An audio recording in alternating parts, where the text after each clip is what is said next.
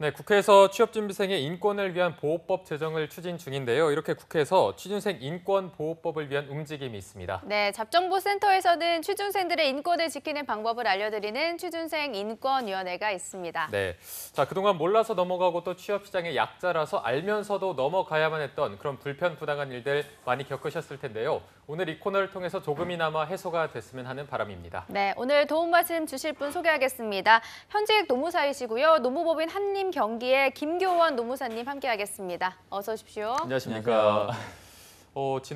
지지난주에 오셨을 때보다 조금 더 피곤해 보이시는데 혹시 어제가 초복이었는데 네. 좀 몸 보신을 잘 하셨나요? 어제는 못하고요. 그제 미리 좀 하셨나요? 치킨 먹었습니다.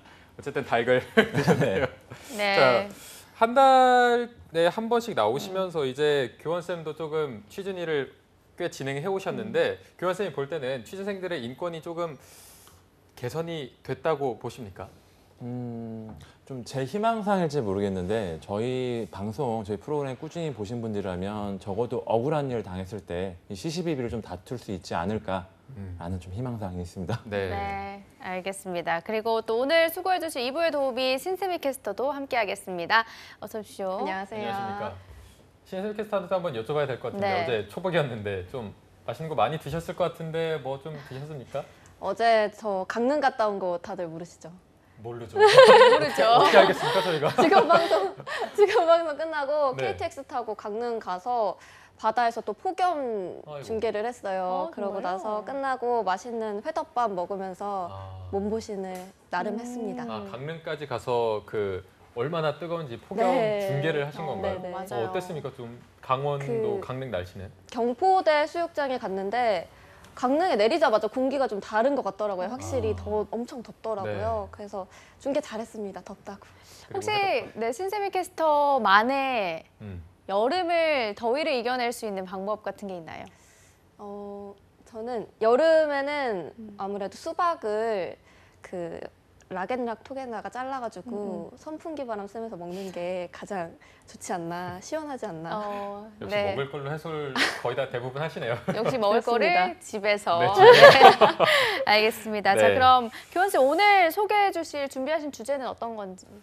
요즘 휴가철이잖아요. 네. 아까 저희 일부 배경화면이 정말 바닷가에 빠지는 그쵸? 네, 네. 그런 배경이더라고요. 네. 요즘같이 좀 덥고 습한 이런 열대야 날씨에 저희 취준생 여러분들, 특히 아르바이트 하시는 분들은 아르바이트 그만두고 휴가 얻어가지고 좀 놀러 가고 싶으실 텐데요. 그렇죠.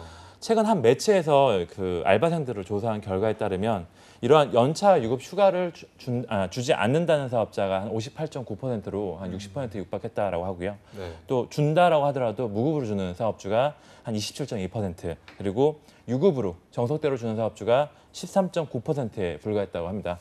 이러한 조사 결과가 나왔는데 저희가 가만히 있으면 안 되겠죠. 네. 그래서 오늘 할 주제는 연차 유급 휴가인데 이거는 지금 아르바이트생뿐만 아니라 나중에 취업해서도 알아두시면 좋을 부분이기 때문에 꼭 집중해 주시기 바랍니다. 네. 자, 요즘 휴가철에 꼭 맞는 주제인 것 같은데요. 그러면 신세미 캐스터가 오늘의 안건을 소개해 주시죠. 네, 오늘도 교원쌤의 조언을 알기 쉽게 알기 위해서 사례를 먼저 소개해드릴까 합니다. 네. 첫 번째 사례는 아르바이트생 A씨는 한 레스토랑에서 2년간 평일 오전 9시부터 6시까지 아르바이트를 계속 해왔다고 합니다. 이 레스토랑이 규모가 제법 커서요. A씨와 같은 아르바이트 직원이 20명이고 정규직 요리사만 8명에 달한다고 합니다.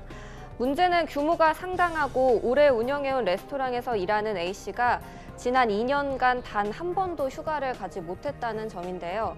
A씨는 올해만큼은 여름에 가족들과 5일간 여행을 가고 싶어서 레스토랑 쪽에 의사를 전달했지만 사장은 연차는 정규직만 가능하다라는 말을 했다고 합니다. 이에 A씨는 이번에도 여름 휴가를 포기하게 됐고요. 이 레스토랑의 다른 아르바이트 직원들도 모두 연차를 쓰지 못하고 있다고 합니다. 그리고 바로 두 번째 사례입니다. B씨는 경험 삼아서 10인 정도의 중소기업에 월수금 6시간씩 금년 1월 2일부터 6월 30일까지 근무를 했습니다. 근무 도중에 5월경에 근로계약서를 작성했지만 그 근로계약서에 연차 휴가에 관련된 조항이 없었고요.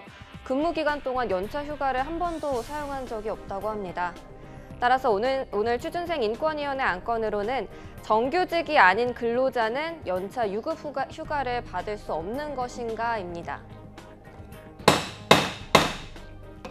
네, 안건 소개 감사드리고요. 저도 대학생 때나 이럴 때 아르바이트를 하는 경우에 이렇게 따로 휴가가 주어진다는 사실을 모르고 그냥 사장님께 양해를 구해서 쉬었던 적은 있는데 실제로 주변만 보더라도 휴가 생각을 좀 안 하거든요.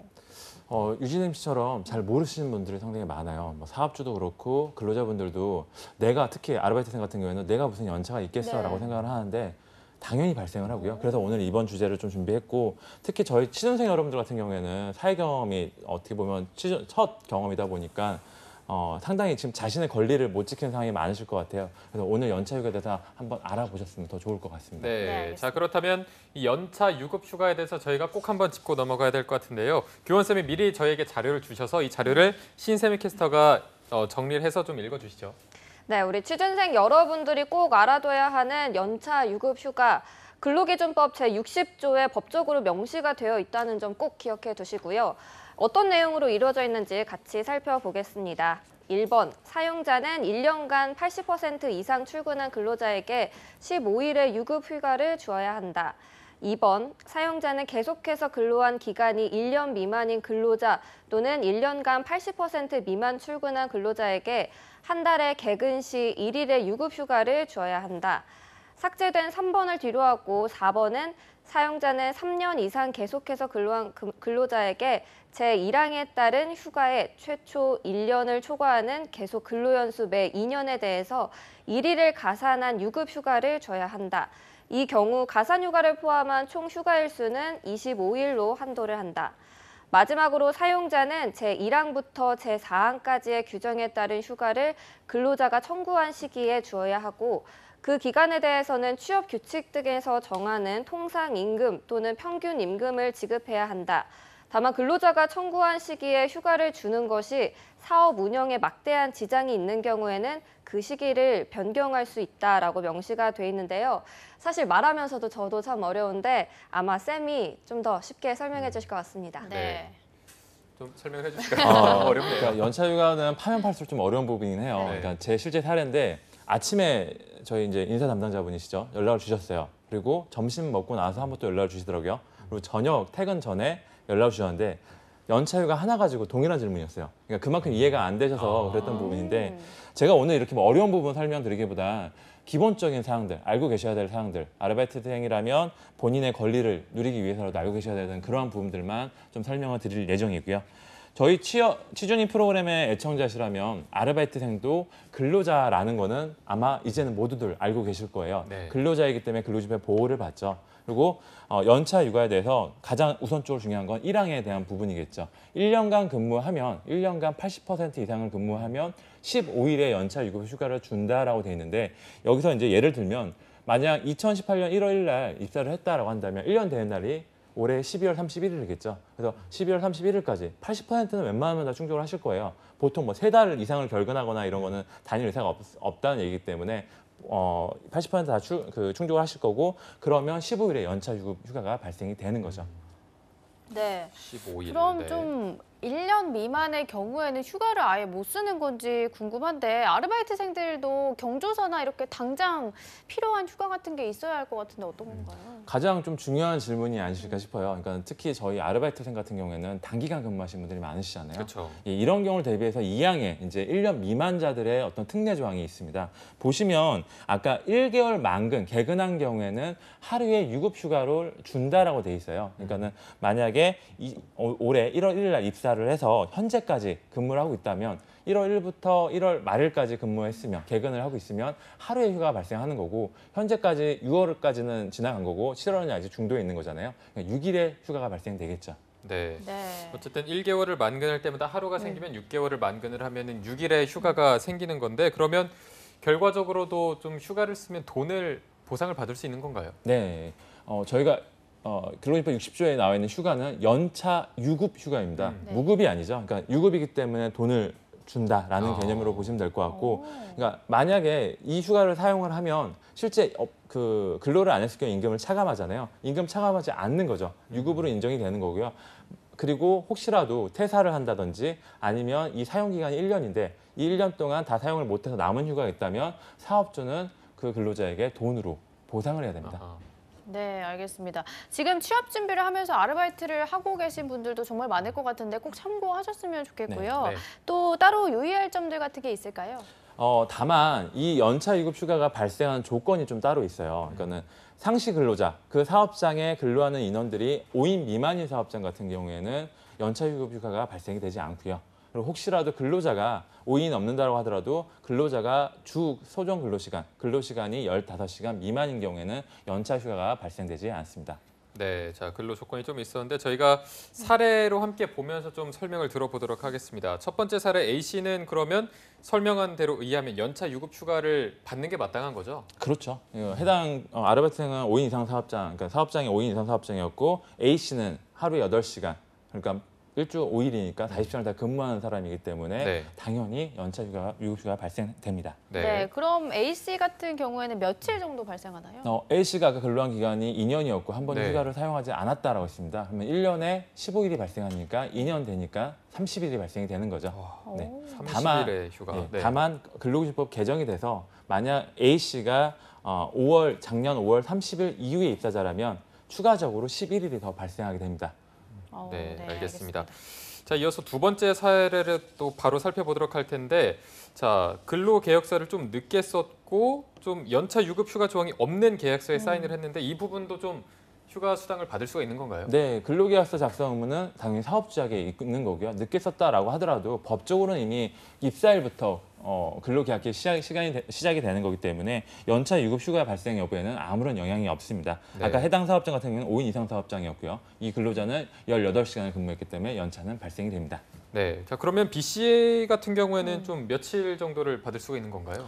아까 말씀드렸다시피 60조 2항에 따르면 한 달 개근 시에 하루의 유급휴가 네. 발생되도록 돼 있죠. 아까 그 B 씨 같은 경우에는 2018년 1월 2일 날 입사를 했기 때문에 한 달 되는 날이 2월 1일이겠죠. 네. 그때 하나가 발생되는 거고 그렇게 이제 계산을 해봤을 경우에는 2월 1일, 3월 1일, 4월 1일, 5월 1일 그리고 6월 1일 해서 총 5일의 연차가 발생이 됩니다.